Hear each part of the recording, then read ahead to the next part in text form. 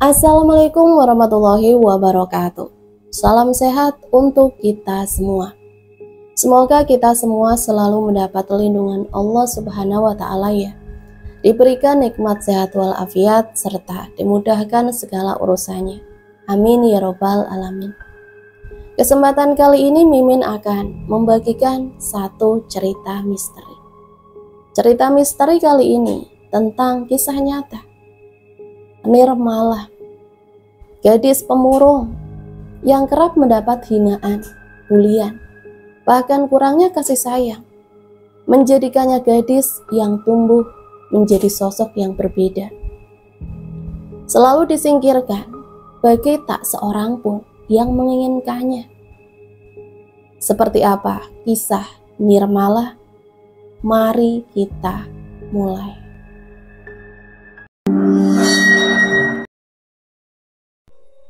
Cukup, Nduk, cepat mandi. Nanti habis mandi mainan lagi sama kakek. Iya, Kek, malah mandi dulu. Nanti main lagi sama kakung ya. Namaku Rosa Nirmalah.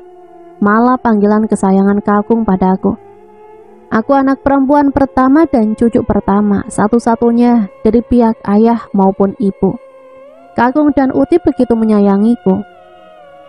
Setiap sore bangun tidur, aku selalu diajak bermain oleh kakung.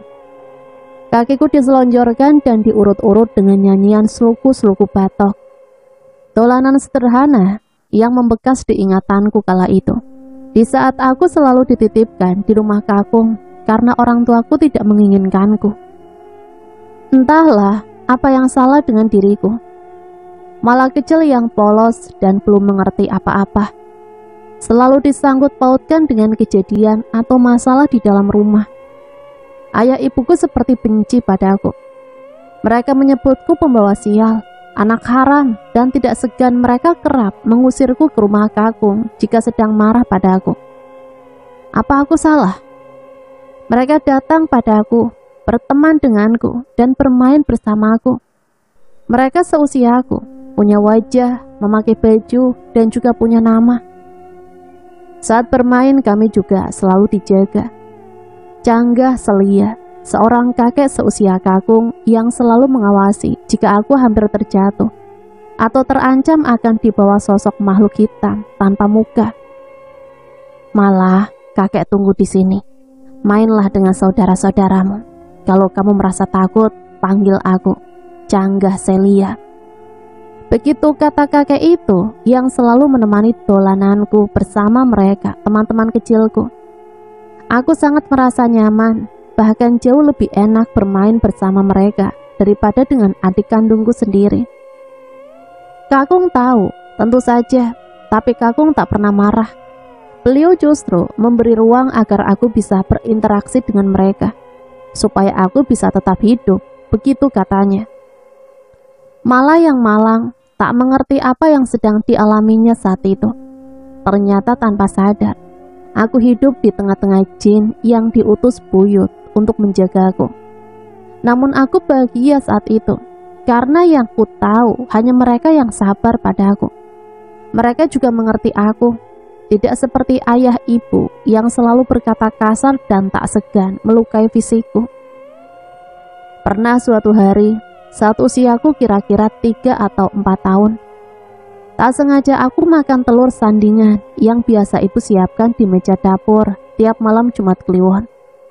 Aku makan bersama Taslimah, temanku yang datang dari lereng bukit. Ku bawa lari telur itu, ku sembunyikan di bawah dipan.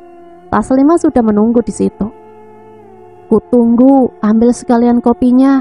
Kalau ndak bisa bawa, seruput saja di atas meja. Sisakan untukku, akan ku minum setelah kita makan telur ini nanti. Tunggu aku ya, kita makan bersama, ku minum kopinya dulu, jawabku. Aku berlari kembali ke dapur, ku minum kopi di meja hingga tersisa separuh. Melihatku yang sedang menutup kembali cangkir, bapak berteriak membentakku. Sasarannya tak salah, dia menuduhku yang telah membawa telur itu.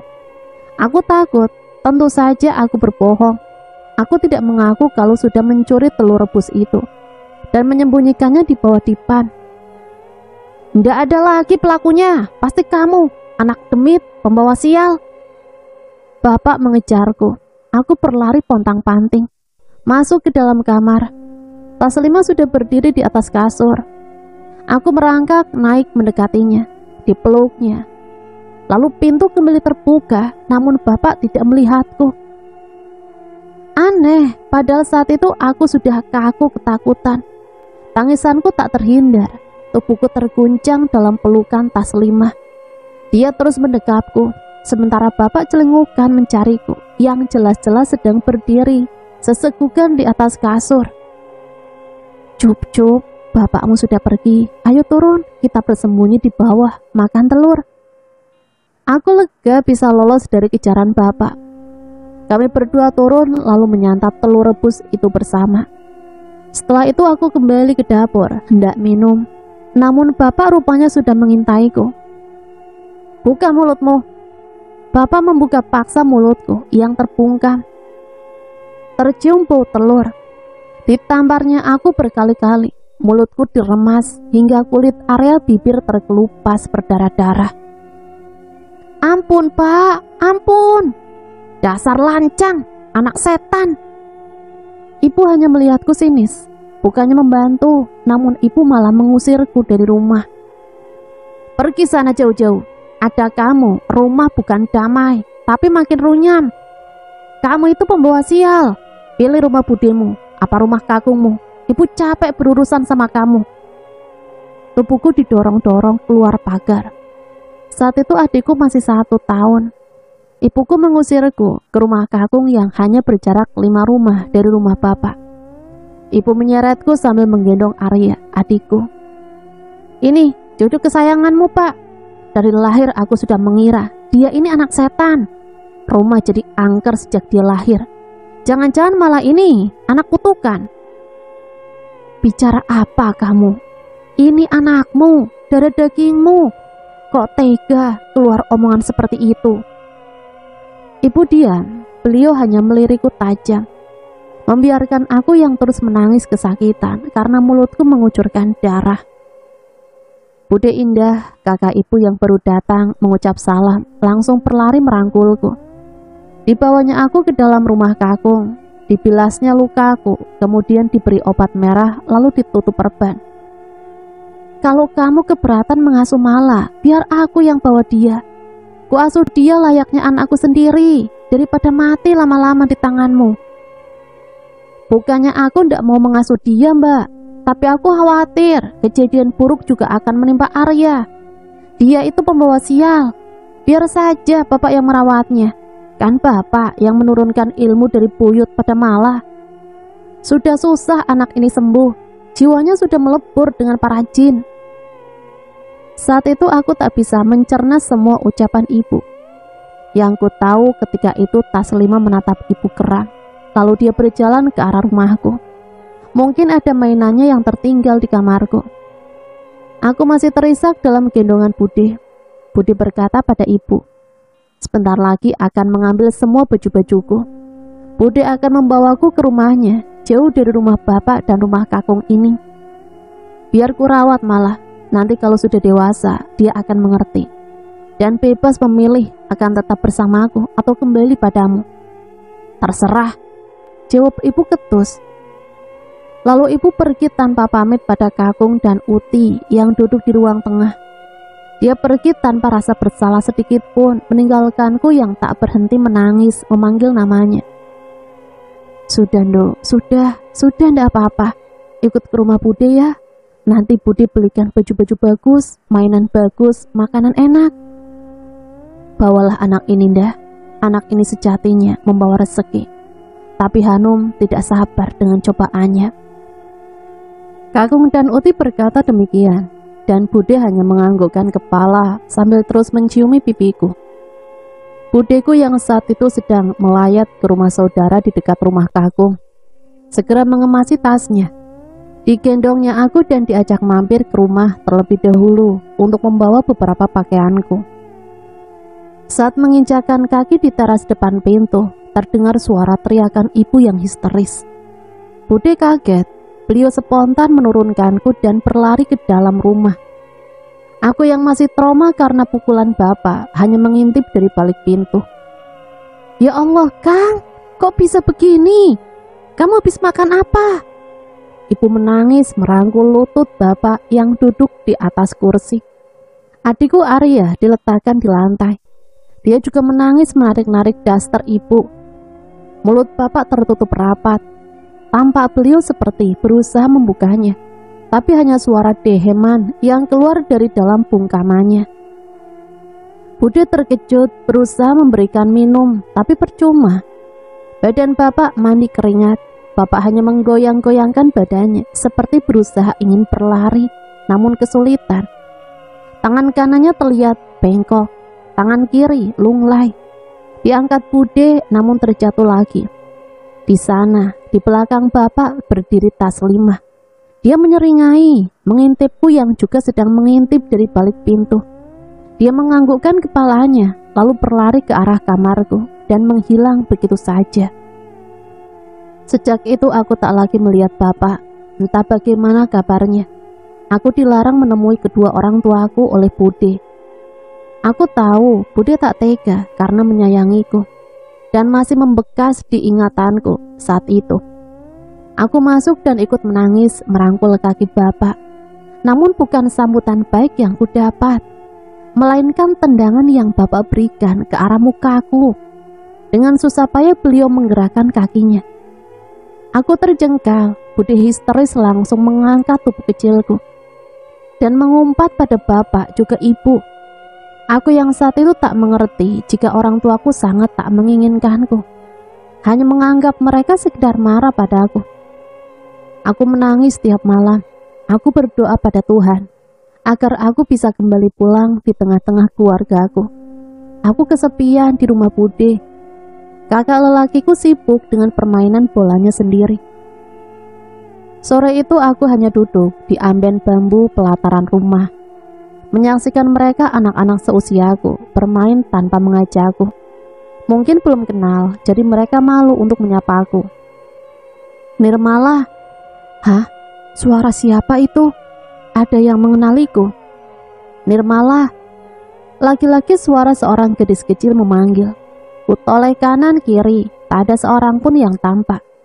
Di depanku hanya segerombolan 5 anak yang sedang bermain gobak sodor. Tapi tak ada yang meresponku, bahkan menyebut namaku. Lalu dari mana asal suara itu? Tiba-tiba suara batu yang kecemplung sungai di belakang amben tempatku duduk berhasil mengalihkan perhatianku. Aku berdiri, berbalik badan menatap arah sungai. Di sana terlihat seorang anak seusiaku, duduk berjongkok di sela rimbunya ilalang yang terhampar di pinggiran sungai.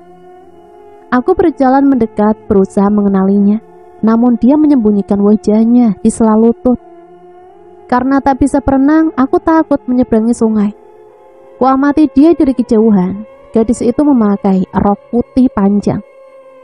Kamu memanggilku?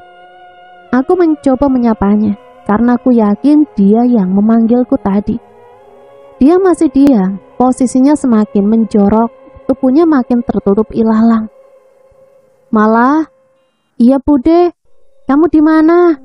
Di sungai Bude. Ayo pulang Malah, hampir maghrib.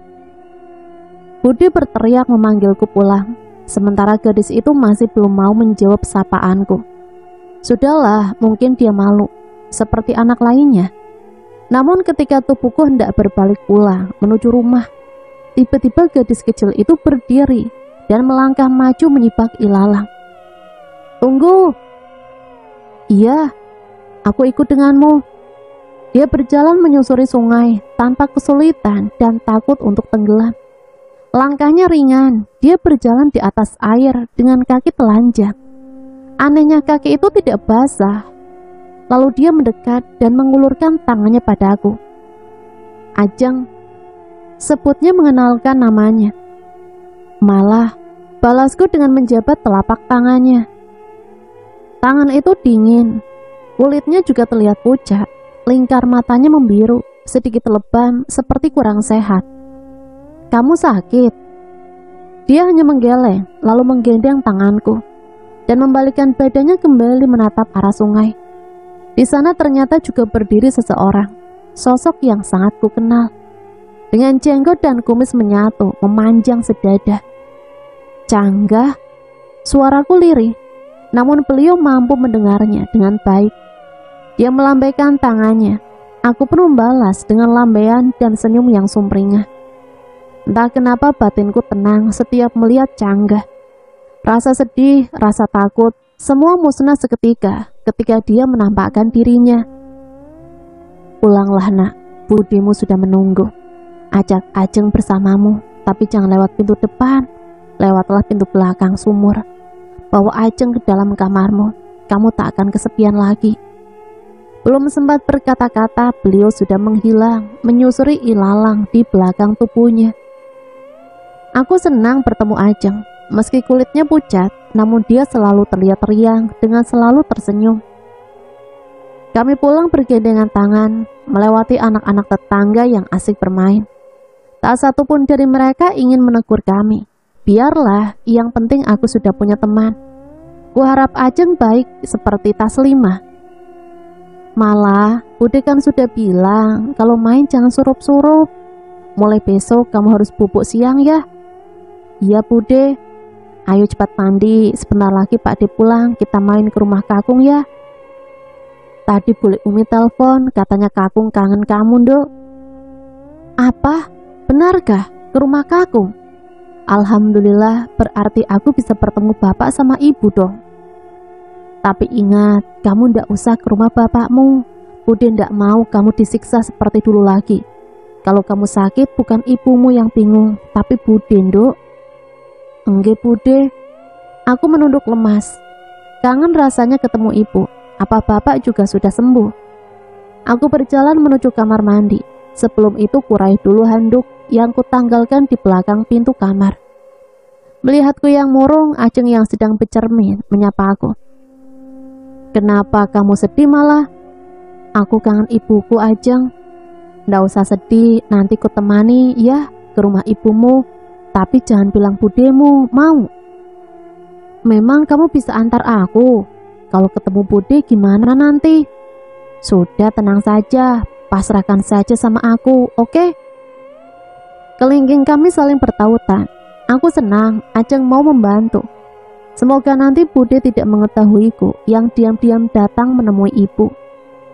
Di rumah Kakung aku disambut hangat, pipiku dicium, kepalaku dielus. Dan Uti juga sudah menyiapkan pisang goreng dan telur rebus kesukaanku.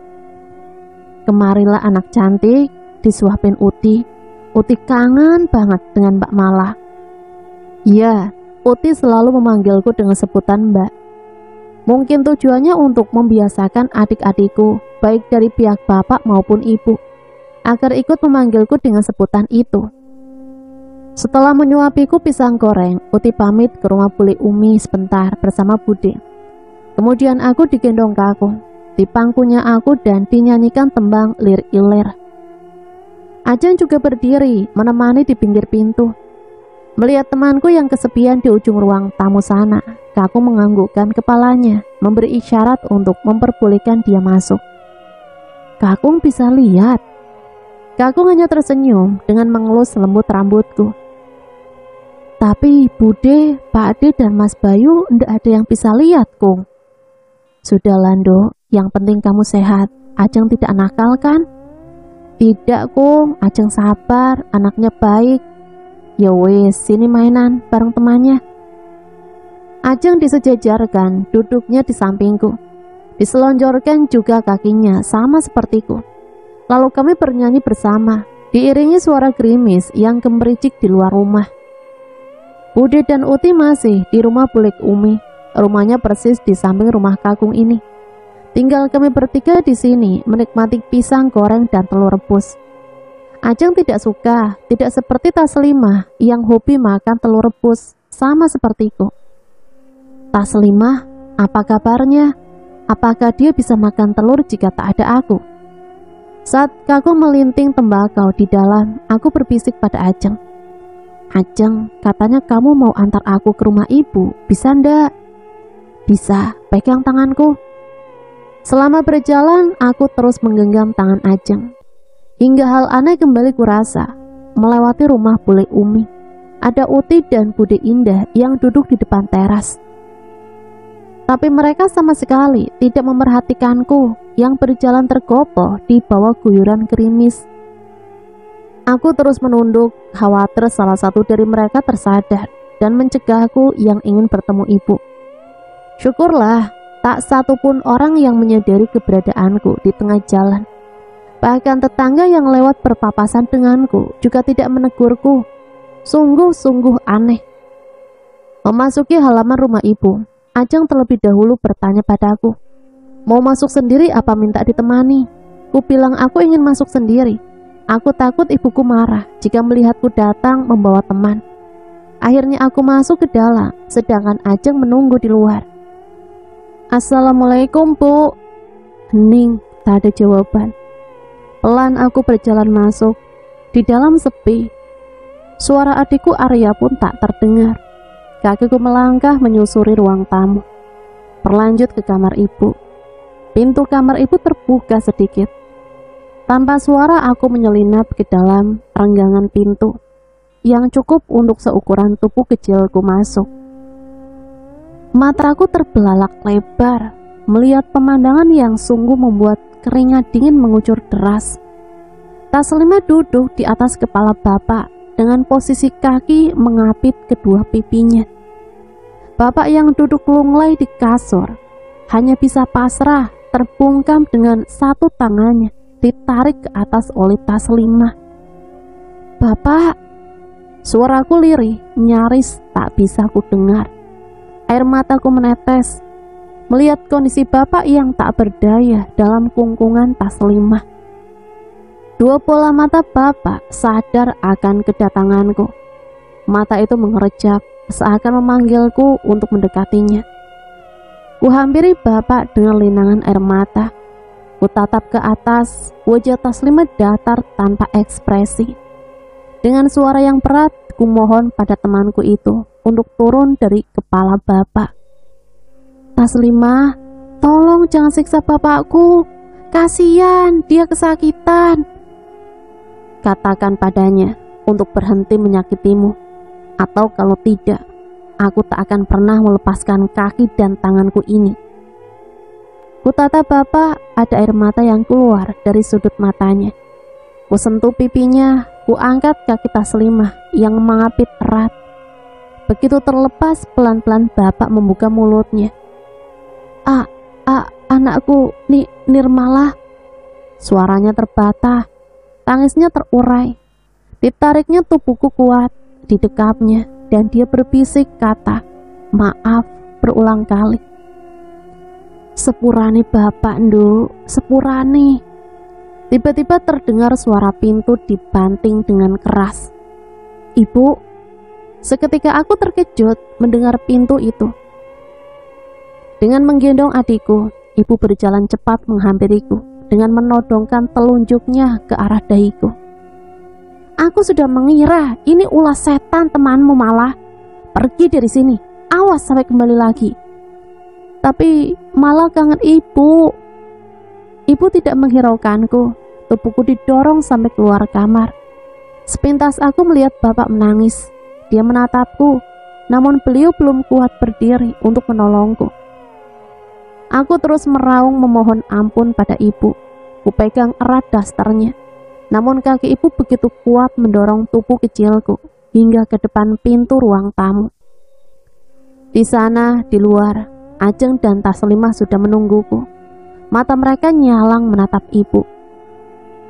Begitu aku berhasil didorong keluar oleh ibu, segera pintu itu ditutup secara kasar oleh Ajeng. Seketika suara ibu menjerit dari dalam sana. Terlihat darah segar mengucur deras di antara dua daun pintu. Di situ jari tangan ibu terjepit. 4 jarinya terhimpit pintu yang ditutup keras oleh Ajeng. Ketika tanganku hendak meraih pintu untuk menolong ibu, tiba-tiba satu tangan menarikku kuat. Tubuhku diangkat dan berlalu menjauh dari rumahku. Badanku hangat, rupanya aku telah jatuh pingsan. Begitu tersadar, tampak Bude Indah menangisiku dengan sesegukan. "Bude kan sudah bilang, Duk, jangan ke sana lagi. Ibu bapakmu bukan hanya marah, tapi mereka tidak menginginkanmu malah. Sudah, anggap Bude ini ibumu. Kalau perlu panggil aku ibu. Tangis Bude tak berhenti. Lalu seperti biasa, Kakung meminumkanku segelas air putih yang sudah dibacakan ayat olehnya. Ya, setiap badanku panas, hanya Kakung yang mengobatiku. Sejak kecil aku hampir belum pernah kenal dengan rasanya obat. Hanya air yang sudah dibacakan doa oleh Kakung yang kuminum serta dibasuhkan ke wajah sampai ubun-ubun. Setelah itu tak lama panas tubuhku turun. Bude segera menggendong dan berpamit pada Kakung untuk membawaku pulang. Ja ayo, sudah, Mbak Mala jangan main kesini lagi ya. Kalau kangen biar Kakung dan Uti yang main ke sana. Engge Uti. Diciumnya aku berkali-kali oleh Kakung dan Uti dengan tangis yang masih terisak. Bude segera membawaku pulang ke rumahnya. Dalam perjalanan kami mengendarai 2 motor. Bude memboncengku dengan tas 5, sedangkan motor yang lain dikendarai Pak D dengan membonceng Mas Bayu di depan dan Ajeng di belakang. Tentu saja hanya aku yang dapat melihat mereka berdua, Ajeng dan tas 5. Kami menyusuri jalanan yang sepi. Di malam yang remang, hanya beberapa lampu penerangan jalan yang saat itu masih minim. Kira-kira di jalan raya depan daerah perumahan Sumber Taman Indah. Tiba-tiba ban motor yang dikendarai Bude Indah tergelincir karena basah sisa air hujan. Motor Bude terjatuh miring, menyenggol motor Pak Ade yang berjalan persis beriringan di samping kami. Semua orang terpental ke pinggir, hanya aku yang terseret motor hingga beberapa meter ke depan. Mala! Semua berteriak histeris karena dari arah berlawanan terlihat bus yang melaju kencang tepat di depanku. Mataku silau, ku pejam dan berdoa dalam hati. Entah kenapa tiba-tiba suasana terasa tenang. Suara bus berlalu, lalu banyak suara langkah kaki mendekati. Masya Allah, semua orang berseru ketika melihatku. Diangkat motor Bude dan Pak Ade yang menindih dan menghimpitku. Kemudian diangkatnya tubuhku pelan oleh seorang bapak-bapak. Ya Allah, kamu utuh nak. Utuh? Apa maksudnya? Semua pasang mata berdecak kagum. Dielusnya kepalaku dan digendong aku bergantian oleh mereka, entah siapa. Malah, dengan suara parau dan langkah terseok, Pak Ade menghampiriku. Celana dan jaketnya robek, lututnya berdarah, dan tangannya luka-luka. Kulihat juga di belakang sana, di pinggiran jalan, Bude dan Mas Bayu dikerubungi warga. Tampak Bude yang tak sadarkan diri, dengan darah mengucur dari kepala dan pelipis matanya. Mas Bayu terus menangis dengan bibir yang jontor, mungkin karena terbentur aspal. Pak Ade menggendongku. Dengan tenaga yang tersisa, beliau mengajakku ke pinggir untuk memastikan luka di tubuhku. Anehnya, aku tak merasa kesakitan. Tubuhku utuh, kulitku mulus tanpa tergores luka sedikitpun. Pak Ade dan semua orang di sana tercengang. Kalimat syukur mereka ucapkan sembari terus mengelus rambut dan pipiku. Tak lama ambulan datang. Kami berempat dibawa masuk ke dalamnya menuju ke rumah sakit. Ketika tersadar ada yang tertinggal, ku tahan langkahku dan menoleh ke belakang. Tunggu! Ku amati mereka yang berdiri di sana. Mereka semua tersenyum dan melambaikan tangannya ke arahku. Ajeng dan tas 5 berdiri dengan diapit oleh Canggah di tengah mereka. Pergilah Nduk, Ajeng dan tas 5 menunggu di rumah. Setelah itu mereka berbalik badan, kemudian berjalan menyusuri setiap sebuah kuburan. Siapa malah? Canggah Pak Ade. Hah? Canggah? Iya, Canggah Selia. Dari mana malah tahu namanya? Iya dari Canggah Pak Ade. Beliau sendiri yang bilang begitu. Pak Ade menelan ludah, lalu segera mengangkat tubuhku, menggendongku masuk ke dalam ambulan. Tiba di rumah sakit umum, Bude langsung dilarikan ke ruang UGD. Luka Bude, Pak Ade, dan Mas Bayu dibersihkan dan diobati oleh para perawat. Ketika aku mengekor langkah di belakang seorang perawat laki-laki yang sedang menangani Bude, tiba-tiba perawat itu menegurku. "Adik siapa? Ngapain ngikutin saya? Ibunya mana?" "Saya malah, ibu saya di rumah, ini Bude saya." Tak lama seorang perawat laki-laki itu datang, mendekat dan berbisik pada perawat tadi. Mereka semua menatapku heran. Kemudian mereka berjongkok, mensejajarkan tubuhnya dengan tubuhku. "Adik juga kecelakaan sama budenya." Aku mengangguk. "Coba Om tanya, mana yang sakit?" Aku menggeleng. Disentuhlah tanganku, kakiku, kepalaku, lalu aku kembali ditanya, "Tadi jatuhnya gimana, Dek?" "Terseret motor." "Posisi badan adik?" "Di bawah." "Waktu di bawah motor sakit nggak badannya tertindih?" "Enggak." Mereka berdua saling berpandangan, lalu seperti belum puas, kembali lagi pertanyaan mereka tujukan padaku. "Bude, Pak De, dan Masnya terpental, luka parah. Kok adik yang terseret jauh bisa nggak apa-apa?" "Motor." "Oh ya, motornya gimana, Dek?" "Remuk, dibawa orang-orang ke bengkel, Om." Merasa lelah tak mendapat jawaban yang mereka harapkan, akhirnya mereka meninggalkanku sendiri menemani Bude sebelum dibawa ke ruang inap. "Malah sini sama Pak De." Aku berjalan di tengah-tengah Pak De dan Mas Bayu menuju kamar inap Bude. Menyusuri koridor rumah sakit, aku mengedarkan pandangan. Tengkuku kaku, sekujur tubuhku merinding hebat. Banyak sosok aneh yang kulihat di sana. Ada ibu-ibu yang berjalan limbung dengan das terlusuh, yang dalam gendongannya adalah seorang bayi kecil berlumuran darah. Ada juga kakek-kakek yang merangkak dengan lidah menjulur, di mana jantung dan organ dalam tubuh lainnya menggantung menyapu lantai. Aku berjalan memejamkan mata. Perasaan takut tentu saja kurasakan untuk anak seusiaku waktu itu. Tanganku erat menggenggam tangan Pak Ade dan Mas Bayu, sampai tiba kami di kelas 2 wanita, tempat Bude akhirnya menginap. Memasuki ruangan kamar, aku mencium aroma tubuh mirip Taslimah dan Ajeng. Tak meleset, di ujung sana, di bawah ranjang, seorang pasien. Aku melihat anak laki-laki seusiaku bertelanjang dada sedang menarik tangan pasien di atas ranjangnya. Anak itu menatapku lekat, kemudian menyeringai, lalu menyapa aku. "Halo Nirmala." "Sedang apa kamu di situ?" "Nggak ada, hanya pegangan tangan ini, karena tangan ini belum mengembalikan akik yang dia ambil dari rumahku." "Malah bicara sama siapa kamu?" tegur Mas Bayu padaku. "Sama dia."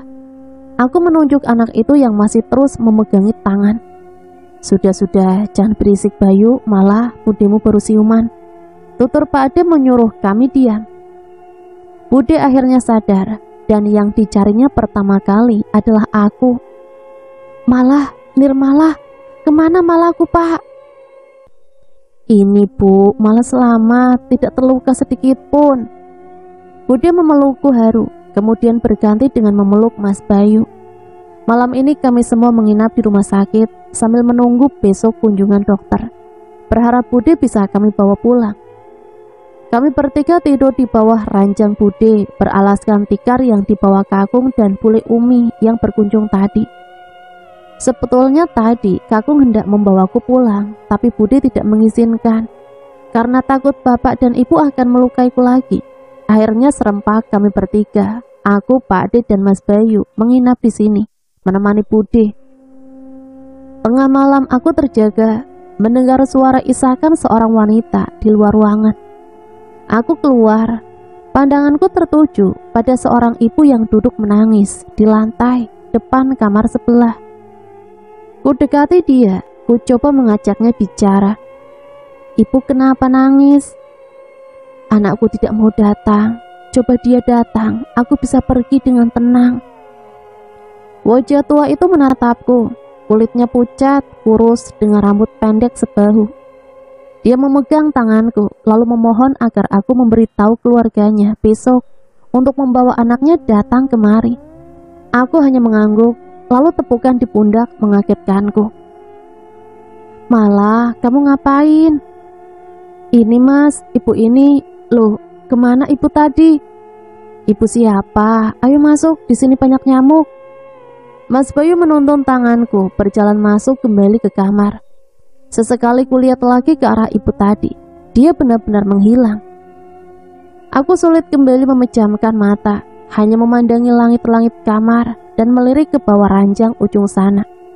Bocah lelaki itu masih saja sibuk memegang tangan pasien di atasnya itu. Pagi menjelang, dokter pun datang memeriksa Bude. Hari ini dibutuhkan rongsen di bagian kepala Bude untuk memastikan tidak terjadi gagar otak ringan. Ketika perawat mendorong ranjang Bude, entah hendak dibawa kemana, telingaku terganggu dengan suara tangisan orang-orang dewasa di kamar sebelah. Kuhentikan langkah, aku menuju kamar sebelah di mana ku dengar suara tangis bersaut-sautan itu. Seorang pasien dikerubungi anggota keluarganya. Kulihat dari kejauhan, ternyata ibu yang semalam menangis di luar bersamaku, sedang susah payah mengatur nafas. Di hidungnya dipasang selang oksigen. Pergelangan tangan kirinya menancap jarum infus. Aneh, perasaan semalam ibu itu baik-baik saja. Ku ingat sesuatu. Ibu itu berpesan padaku. Ku dekati mereka. Ku katakan pada keluarganya bahwa ibu itu menunggu anaknya datang. "Adik siapa? Dari mana adik tahu ibu kami menunggu seseorang?" "Ibu ini sendiri yang cerita semalam di depan. Katanya kalau anaknya datang dia pasti bisa pergi dengan tenang." Semua orang tertegun. Salah satu dari mereka meraih ponsel. Entah menghubungi siapa, aku tak tahu. Seorang lelaki dewasa mengangkat tubuh kecilku. Didudukan aku di atas bangku plastik. "Siapa namamu, nak?" "Nirmala." "Apa Nirmala kenal dengan beliau?" Lelaki itu menunjuk ibu yang sedang tersenggal-senggal itu. "Enggak." "Lalu kapan kalian bicara?" "Ibu kami sudah dioksigen selama seminggu. Beliau belum bangun sama sekali." Aku tak mengerti maksud lelaki itu. Dia rupanya juga bingung menyusun kalimat yang sekiranya aku paham apa yang disampaikannya. "Ya Allah, Malah, ngapain kamu di sini, Dok?" Tiba-tiba Pak Ade datang dan segera menggendongku. Kemudian membungkukkan badan berpamitan pada semua orang di situ. Aku didudukkan di sebuah bangku besi memanjang di depan sebuah ruangan. Di dalam sana katanya Bude sedang dirongsen. Di situ Pak Ade menasehatiku agar tak boleh sembarangan mencampuri urusan orang. Tidak baik katanya. Aku hanya mengangguk dan menunduk. Cukup lama kami di sana. Setelah Bude keluar ruangan, segera Pak Ade mendorong ranjang Bude kembali ke kamar. Aku masih ingat, saat itu aku dan Mas Bayu sama-sama memegang sebungkus es krim. Ketika hendak masuk ke kamar Bude, kami bersaliban dengan ranjang yang didorong beberapa orang perawat dari kamar sebelah. Banyak keluarganya yang menangis mengikuti di belakangnya. Ketika mencoba melihat sosok di atas ranjang yang terbujur kaku dengan tertutup kain putih dari wajah hingga kaki, tiba-tiba kekuatan kakiku yang menaiki undakan pinggiran pagar melemah. Badanku lemas, es krimku terjatuh. Dadaku berdetak kencang ketika kain penutup wajah itu melorot hingga sedada. Ibu itu menoleh padaku. Dia tersenyum sambil mengucapkan terima kasih. "Malah, kamu gak apa-apa, nak?" Iya Pak Ade." Suaraku tercekat, jantungku masih terasa berat ketika berdetak. Wajah ibu itu membuat aku takut. Apa aku bisa menebak kematian? Segera aku masuk ke kamar Bude, diam duduk menepi bersandar tembok. Mas Bayu yang melihat es krimku terjatuh menyodorkan es krim miliknya untuk bergantian kami mengemut. Ketakutanku perlahan mulai hilang. Bude sudah bisa diajak bicara. Kami bercerita banyak hal. Budi bilang akan segera mendaftarkanku ke sebuah sekolah TK. Aku senang bukan main, itu tandanya aku akan memiliki banyak teman. Ajeng dan Taslimah pasti senang jika kami mempunyai teman baru. Ketika asik membahas serunya suasana di sekolah dengan Pak Ade dan Mas Bayu, tiba-tiba pasien di ujung dekat kamar mandi itu mengerang. Dia menggoyang-goyangkan tubuhnya serta mengibaskan tangan kanan yang rupanya digigit bocah lelaki itu di bawah ranjang. Raungannya membuat panik seisi ruangan. Semua pengunjung berdiri mendekatinya. Tampak suaminya berlari menjemput perawat, dan anak perempuannya bingung berusaha memijit tangan si ibu. Dikompres mbak, coba didudukan, gak dipanggilkan kiai, diurut pelan-pelan. Semua pengunjung yang melihat berusaha memberi saran pada sang anak yang tampak bingung, sekaligus sedih melihat kondisi ibunya. Pak Ade yang ikut melihat mencoba bertanya pada ibu itu. Bu, mananya yang sakit? Ibu itu tidak menjawab, dia hanya melirik Pak Ade sebentar lalu kembali meraung kesakitan. Tentu saja sakit karena tangan kanannya digigit kuat oleh bocah laki-laki itu yang dari semalam diam di bawah ranjang. Biar tahu rasa, salah siapa ambil akik gak permisi. Bocah itu bicara sambil terus menggigit tangan si ibu. Aku mendekat, menyelinap di kerumunan orang-orang, lalu berjongkok, memastikan apa yang sedang dilakukan bocah itu dari semalam. Batu permata, itukah akik yang dia maksud? Terlihat sebuah cincin melingkar dengan batu permata hitam padam menghiasi di atasnya. Bocah itu terus menggigit dan mencoba menarik cincin itu, tapi seperti kesulitan. Aku berusaha membantunya. Aku bilang pada ibu itu untuk melepaskan cincin itu saja. Bu, dilepas saja cincinnya. Kalau sudah lepas, pasti sakitnya hilang. Hah? Semua orang heran melihatku, terlebih ibu itu, yang kemudian mulai bersuara bicara pada aku. Tahu dari mana kamu nak? Cincin ini penyebabnya. Bukan cincinnya, tapi akiknya bu. Ibu sudah mengambil tanpa permisi kan? Pemiliknya marah. Marah? Anak ibu itu kemudian berdiri melihatku heran. Iya mbak, yang punya marah, itu orangnya. Aku bicara sambil menunjuk ke bawah ranjang. Tempat bocah lelaki itu menggigit tangan ibunya yang menggantung. Pak Ade langsung mendekapku. Dengan takut-takut perempuan itu melepas cincin yang melekat pada jari manis ibunya. Tak lama perawat datang. Seketika juga ibu itu berhenti mengerang. Beliau mencoba duduk lalu mengangkat pelan tangan kanannya yang menggantung dari semalam. Dia terlihat senang, lalu dikerak-kerakkan lagi tangannya untuk memastikan kalau sudah pulih seperti semula. Yang mana yang sakit bu? Tanya salah seorang perawat. Gak ada, enak semua. Loh, tapi baru saja bapak bilang kalau ibu jerit-jerit kesakitan. Dua orang perawat memeriksa keadaan sang ibu. Sementara di bawah sana, bocah lelaki itu berdiri, lalu pergi keluar ruangan tanpa menoleh lagi pada aku. Aku hanya mengamati dari jauh, bocah itu berlalu, berjalan ke arah ujung paling selatan rumah sakit ini, ke arah kamar mayat. Malah, suara Pak Ade menyusulku dari belakang. Iya Pak Ade, apa yang kamu lihat, Nduk? Anak laki-laki itu Pak Ade, dia berjalan ke sana. Aku menunjuk arah kamar mayat. Dengan cepat Pak Ade menurunkan telunjukku, kemudian menggendongku kembali masuk ke dalam kamar. Di sana ibu itu bahagia sekali. Dia berujar pada orang-orang di sekitarnya kalau besok dia ingin pulang. Melihatku masuk, ibu itu melambaikan tangannya ke arahku. Aku turun dari gendongan Pak Ade dan berjalan menuju ibu itu. Terima kasih nak, kamu anak istimewa. Kalau aku tidak melepas cincin itu, mungkin aku akan stroke lama. Ini, ambil buat beli es krim, ya. Mendengar kata es krim, aku senang sekali. Setelah menerima uang yang diberikan, aku mengucapkan terima kasih. Lalu berlari mencari Mas Bayu yang bermain di luar. Aku ingin mengajaknya beli es krim bersama. Budi dan Pak Ade menyaksikan kami dari dalam. Mereka tersenyum. Sepanjang perjalanan menyusuri koridor rumah sakit, langkahku menabrak-nabrak orang. Bagaimana tidak? Aku berjalan dengan mata sedikit tertutup. Aku takut melihat berbagai sosok aneh. Ngerinya mereka hanya melihat ke arahku saja, tidak pada Mas Bayu. Mas, apa?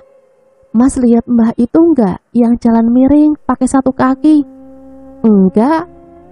Kalau itu anak kecil yang duduk itu, yang kepalanya botak tapi berdarah-darah, enggak lihat.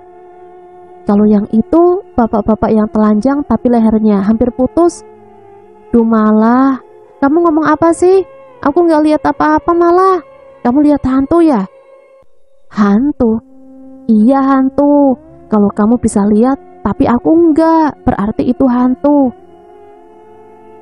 Jadi Ajeng dan Taslima itu hantu Mas. Kan Mas Bayu waktu itu kutanya nggak bisa lihat. Ayo nggak tahu ah, kamu aneh sih. Kayak orang gila, suka ngomong sendiri. Dek, Ajeng dan Taslima hantu. Jadi aku bisa melihat hantu. Jadi aku selama ini tidur dan bermain dengan hantu. Langkahku terhenti. Tiba-tiba hidungku kembali mencium aroma tubuh yang sangat ku kenal. Benar saja, di depan sana Ajeng dan Taslima tiba-tiba berdiri. Lututku gemetar, aku mulai takut karena kata Mas Bayu. Yang tak dapat ia lihat itu berarti hantu. Mereka berjalan mendekat. Tanganku erat memegang tangan Mas Bayu. Kamu kenapa malah? Taslima menyapa aku. Aku menggeleng cepat, lalu menarik tangan Mas Bayu, mengajaknya berlari kembali ke kamar Bude. Tiba-tiba aku menabrak sebidang dada. Di dalamnya terlihat organ tubuh yang hampir keseluruhan isinya dimangsa belatung. Aku berteriak, aku menutup mulut setelah menjerit. Lalu kembali berlari dan tak sengaja lenganku menyenggol seorang anak seusia Mas Bayu. Maaf, ucapku dengan suara ngos-ngosan. Dia menunduk, begitu mengangkat wajahnya, mataku terbelalak. Melihat kedua bola mata anak itu gondal-gandul seakan mau lepas. Darah segar juga menetes di sela-sela lubangnya. Bleh. Aku muntah, perutku mual, dan kepalaku pusing. Mas Bayu takut melihatku yang mungkin hampir pingsan. Namun tak lama sebuah tangan segera mengangkat tubuhku. Aku digendongnya dan dibawa ke ruangan Bude. Ya, aku ingat saat itu. Lama-lamat Bude berkata menyuruhnya membawaku pulang. Dengan kupaksa membuka mata, kulihat ternyata Kakung yang menggendongku. Kakung datang bersama Uti dan bapak ibuku. Ibu cemas melihatku. Diusapnya keringat di dahiku memakai tisu. Aku senang. Sempat terpikir aku lebih baik sakit saja terus agar ibu bisa sayang. Dengan mengkhawatirkanku. Malah, Nduk, kamu pulang dulu saja ya sama Kakung. Di sini tidak baik untuk kamu, Nduk. Suara Bude khawatir. Aku mengangguk dalam gendongan Kakung. Setelah sesaat diminumkan air putih yang sudah dibacakan ayat oleh Kakung, pusingku hilang. Aku mulai bisa melihat dengan benar. Ku tatap ibuku lama. Ibu mendekat, lalu menggantikan Kakung untuk menggendongku. Aku dipeluknya, diciumnya, dan didekap erat seakan takut lepas. Aku senang sekali ibu dan bapak sudah memaafkanku. Kulihat tangan ibu terbungkus perban. Aku ingat itu ulah Ajeng tempo hari. Seperti ada yang menyuruh ku sentuh perban itu. Dengan sedikit ku tekan. Badan ibu menjingkat. Aku kaget. Aku takut berbuat salah lagi dan membuat ibu marah. Aduh, kok gatel, Nduk? Aku diturunkan, lalu seperti risih, ibu membuka paksa perban yang membungkus tangannya itu. Ke UGD saja loh, Num, sekalian diberi obat. Bude menyuruh ibu membuka perban ke UGD, namun ibu menolak. Dibukanya perban itu secara bersembunyi-sembunyi di samping bawah ranjang Bude. Setelah dibuka, aku melihat ibu terkaget. Hah? Loh kok sembuh? Kang, lukaku sembuh, Kang. Seketika semua mata serempak menatapku. Baik Bude, Pak D, Ibu, Bapak, Uti, dan Kakung seperti mengamati raut wajahku. Aku tercengang, aku bingung kenapa semua melihatku seperti itu. Aku melangkah mundur dan tanpa sengaja kedua tanganku menggenggam dua tangan di kanan dan kiri tubuhku. Taslimah dan Ajeng, mereka tiba-tiba saja berdiri di sampingku. Jangan takut Malah, kami temanmu. Ajeng dan Taslimah berdiri menghalangi keluargaku yang masih terus menatapku aneh. Aku bingung antara takut dan kecewa untuk menerima kenyataan jika benar mereka berdua itu hantu. Tiba-tiba mataku fokus menatap dua pasang bola mata itu. Dua pasang bola mata coklat milik Ajeng dan Taslimah. Sejenak menatapnya, tiba-tiba rasa takut itu hilang. Aku tersenyum dan kembali menyambut mereka sebagai temanku. Jadi benar, ilmu itu menurun padamu Malah. Suara Pak D membuyarkan pandanganku. Ajeng dan Taslimah hilang tiba-tiba saja. Ilmu apa Pak D? Tak mengerti apa yang sedang diucapkan Pak D. Ilmu? Sekolah saja aku belum. Namun yang kuingat saat itu, dengan gamblang Pak D menceritakan pada keluargaku di sana tentang tragedi kecelakaan yang tidak meninggalkan bekas luka sedikit pun di tubuhku.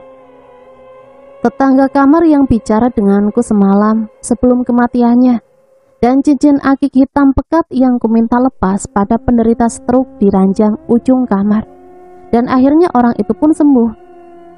Semua orang terkesiap, mereka memandangku lalu meraih tubuhku dan dipeluknya aku bergantian. Meski tak paham dengan apa yang sedang mereka bahas, yang pasti aku hanya merasa senang. Semua orang memperlakukanku dengan penuh rasa sayang.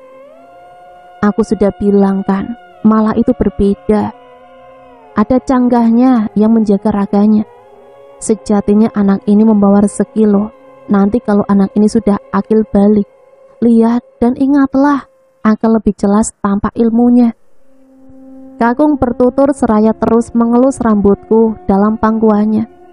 Ibu tersenyum lalu memohon untuk membawaku kembali pulang ke rumah pada Bude. Mbak, Malah aku bawa pulang ya.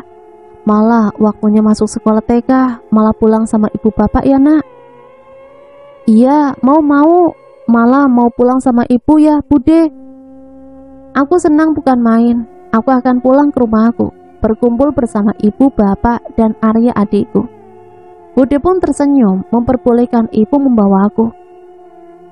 Namun dengan satu syarat, beliau tidak rela kalau aku kembali terluka. Hari-hari yang kunikmati dengan perasaan senang, ibu dan bapak mulai bisa menyayangiku. Ajeng dan Taslimah juga masih menjadi sahabat baikku.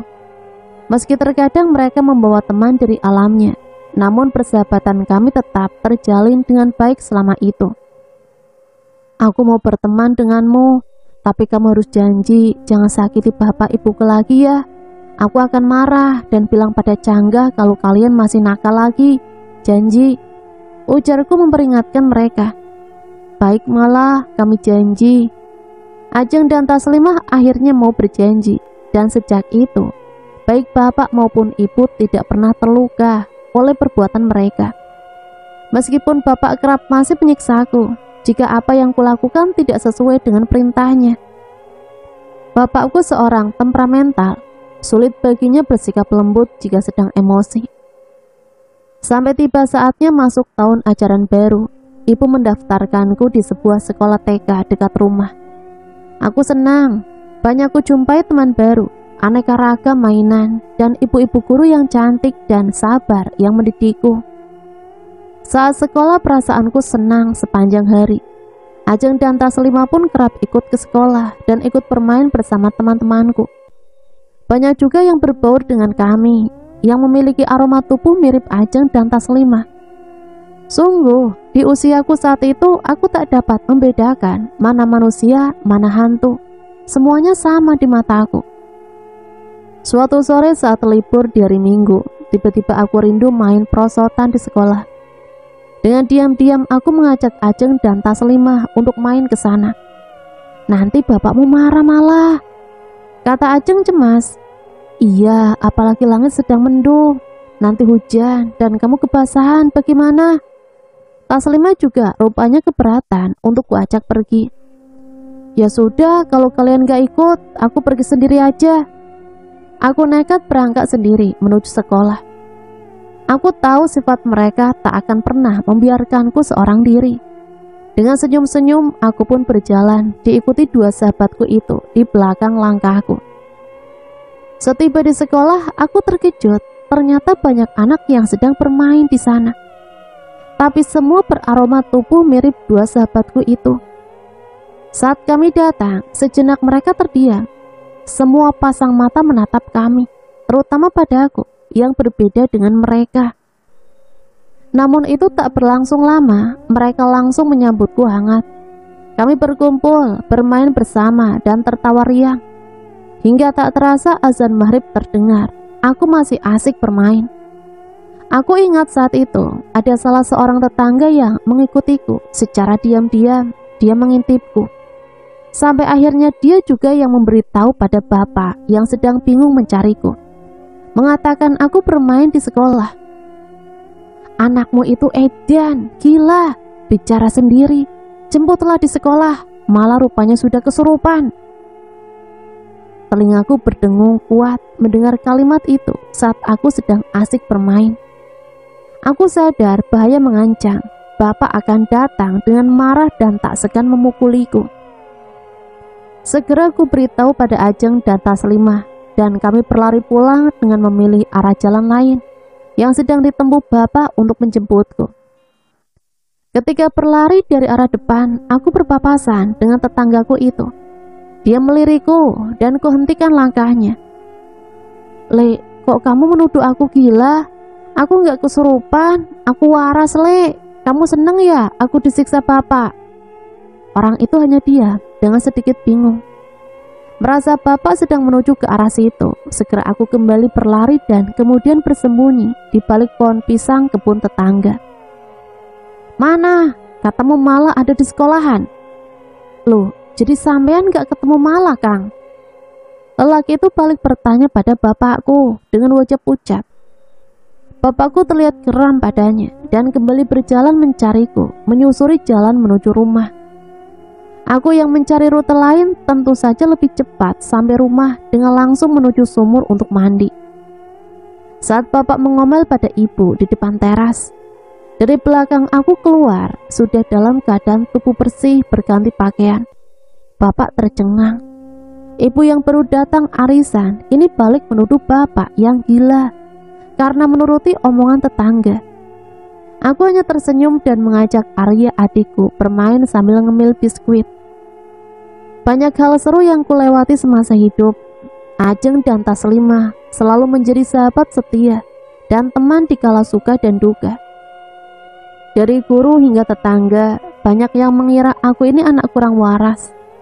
Mereka menuduhku sering bicara sendiri, yang jelas-jelas aku sedang bicara pada makhluk alam lain, yang mereka tak bisa melakukan hal itu. Tak heran jika anak-anak tetanggaku dilarang dekat dan bermain denganku. Mereka takut padaku, namun aku tak mempermasalahkan. Aku tak pernah kesepian. Teman-temanku di alam lain lebih banyak dan jauh lebih baik dari mereka, yang hanya memandangku sebelah mata. Hingga saatnya aku beranjak dewasa dan mendapatkan haid. Keanehan lain terjadi dalam diriku, berawal dari hilangnya Ajeng dan Taslimah, yang membuat aku benar-benar memulai hidup ini seorang diri. Sampai intuisiku yang tajam dan tak pernah meleset, hingga menimbulkan trauma yang mendalam dalam hidupku. Suasana sepi, aku melangkah ditemani cahaya temaram dan sisa biasan sinar bulan. Aku seorang diri berjalan menyusuri perkebunan pisang, di mana hanya pepohonan yang berjajar di kanan dan kiri ruas jalan. Kenapa begitu sepi? Tempat apa ini? Kemana Ajeng dan Taslimah? Sekelebat bayangan putih seperti bersalip-salipan mendahului langkah di depanku. Ya, dari tadi hanya bayangan itu yang kuikuti sampai aku berjalan sejauh ini. Sambil terus berjalan, lamat-lamat aku mendengar suara lagu dolanan yang dulu sering dinyanyikan kakung waktu aku masih kecil. Tapi yang membawakan tembang Jawa itu seperti orang banyak, suara orang dewasa. Begitu aku sampai di ujung jalan, kerumunan orang-orang dewasa yang sedang bermain gerakan berputar sambil saling berpegangan tangan tiba-tiba berhenti dan semua menoleh ke arahku. Duk, dek, detak jantungku seakan berhenti berdetak. Begitu sebuah tangan menjewil pelan pundak kananku. Uti, kenapa Uti di sini? Tanpa menjawab pertanyaanku, Uti berjalan menuju mereka yang berhenti dolanan karena kehadiranku.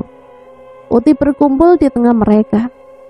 Yang baru tersadar aku, kalau wajah-wajah itu pernah kujumpai di album foto hitam putih yang tersimpan di rumah kakung.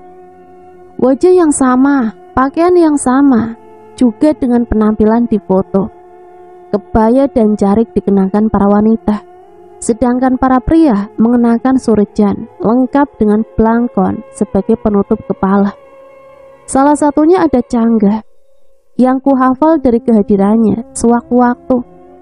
Lalu ada Mak Nil, ibu dari ayah, dan nenek juga kakek lainnya yang gambar wajah mereka pernah ku kenal dari hasil bertanya pada kakung. Kenapa Uti berada di sini? Kenapa menuntunku kemari? Ketika mulut ini hendak bertanya, tiba-tiba Cangga mengulurkan tangannya untuk memelukku. Aku berlari lalu menabrak tubuh Cangga dan menyandarkan kepalaku untuk bisa menyentuh dadanya. Uti tak berucap sepatah kata pun. Beliau hanya tersenyum lalu kembali larut bermain bersama para nenek dan kakek yang lain. Malah bingung, sapa Cangga? Nggih Cangga. Itu para sesepuh Mundo. Utimu akan berkumpul bersama kami di sini. Malah ikut.